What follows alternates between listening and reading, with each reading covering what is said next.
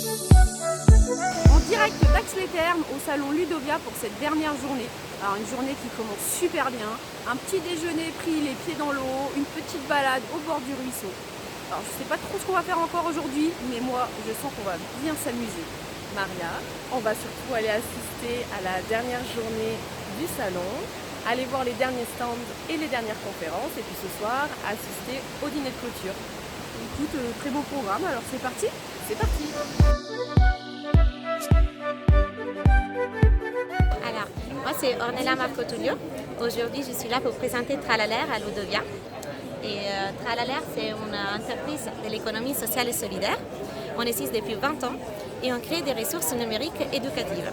On va mettre en amont notre différentes ressources numériques pour sensibiliser les jeunes, les aider pour une meilleure maîtrise de leur vie sur Internet, surtout dans le programme Internet 50. On le fait pour la Commission européenne et on va présenter différentes ressources numériques, par exemple autour du cyberharcèlement ou pour aider les jeunes à découvrir la culture numérique et la programmation aussi. Nos ressources sont complètement gratuites et accessibles sur Internet, à libre accès ou parfois avec un accès par mail. On travaille aussi pour les TNE, les territoires numériques éducatifs, où on propose différentes plateformes éducatives, comme ça peut être Humanum ou Inclusive, pour une école plus ouverte à tous et toutes, et pour aider les professeurs à trouver des nouveaux moyens engageants pour sensibiliser et enseigner à leurs élèves.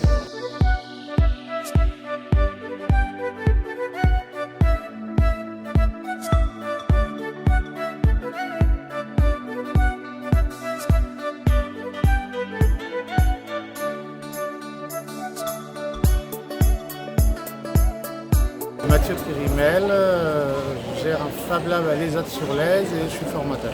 Qu'est-ce que vous mettez, vous, derrière bien-être numérique? Alors, c'est déjà pour moi de ne pas trop en faire, d'avoir le recul pour pouvoir s'en détacher du numérique, ce qui n'est pas forcément évident justement, et d'avoir conscience de l'impact que ça a et de la portée du numérique, que ce soit sur des vidéos et tout ça, des trucs qu'on peut publier sur les réseaux sociaux et tout, et d'avoir conscience que ce n'est qu'un outil et pas autre chose, et d'apprendre à utiliser cet outil justement.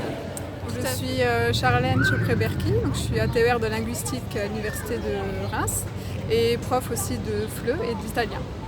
Alors pour moi, le bien-être numérique, c'est pouvoir dynamiser les apprentissages par rapport à mes élèves.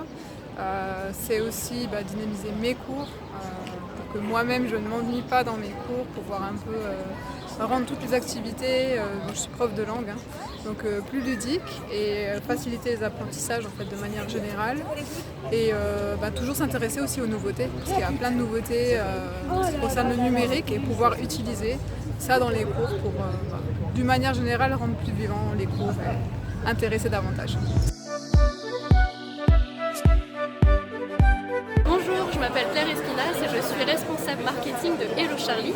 Hello Charlie, c'est une entreprise de l'économie sociale et solidaire. Ça signifie que pour nous, l'impact de nos actions est hyper important, surtout auprès des jeunes. Pourquoi? Parce que notre mission depuis 2016, c'est de donner à tous les jeunes le pouvoir et la liberté de construire le projet professionnel qui lui ressemble vraiment. Donc comment on fait tout ça? Autour de 3 dispositifs numériques. Le premier, c'est un accompagnement à l'orientation qui prend la forme d'une application qu'on propose aux établissements qui accompagnent des jeunes, donc des établissements scolaires, des missions locales ou encore des associations. Hello Charlie, c'est aussi un dispositif de maraude numérique, de repérage et de remobilisation des jeunes éloignés de l'école et de l'emploi. Et enfin, Hello Charlie, c'est aussi un dispositif de valorisation des métiers et des formations d'avenir. Donc nous, on balaye vraiment toute la chaîne de valeur de l'orientation, de la connaissance de soi finalement jusqu'au choix de métier. Et donc depuis 2016, on a accompagné plus de 500 000 jeunes à trouver leur voie finalement.